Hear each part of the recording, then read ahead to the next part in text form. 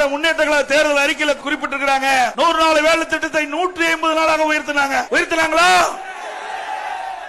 அந்த 100 நாள் வேலை திட்டத்தில் பணிபுரிகின்ற ஊழியருக்கு சம்பள உயர்வு உயர்த்தினாங்களா? ஆனா 100 நாள் போய் 50 நாளைக்கு வந்துச்சு. அதே மாதிரி 100 நாள் வேலை திட்டத்தில் பணிபுரிந்த அந்த ஊழியருக்கு பணம் கொடுக்கல. மத்திய அரசு பேர் பழி போட்டாங்க. மத்திய அமைச்சரை சந்தித்து தமிழ்நாட்டுக்கு 100 நாள் வேலை திட்டத்தில் பணிபுரிந்த ஊழியர்களுக்கு பண நிலுவையில் இருக்குது, உடனே விடுவீங்கன்னு சொன்னேன். நாங்க பலமுறை மாநில அரசுகிட்ட கணக்கு கேட்டேன். புள்ளி விவரமா கணக்கு கொடுங்க, அதுக்கு உண்டான நிதி கொடுக்கணும். ஆனா அதுல முறைகேடு நடந்திருக்குது, அதெல்லாம் புள்ளி விவரம் கொடுக்க மறுக்கிறார்கள் என்று என்னிடத்தில் சொன்னார்கள்.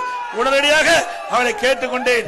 ஏழை மக்கள் தினந்தோறும் வேலைக்கு சென்றால் தான் அவருடைய அடுப்பு எரியும். அப்படிப்பட்ட அடித்தளத்தில் இருக்கின்ற மக்கள் தான் 100 நாள் வேலை திட்டத்தில் இன்னைக்கு பணிபுரிந்து கொண்டிருக்கிறார்கள். ஆகவே அதையெல்லாம் நீங்க பொருட்படுத்தாம முதற்கட்டமாக ஒரு நிதியை விடுவீங்கள் என்று சொன்ன உடனே 2999 கோடி இந்த 100 நாள் வேலை திட்டத்தில் பணிபுரிந்த ஊழியர்களுக்கு சம்பளம் வழங்கப்பட்டது.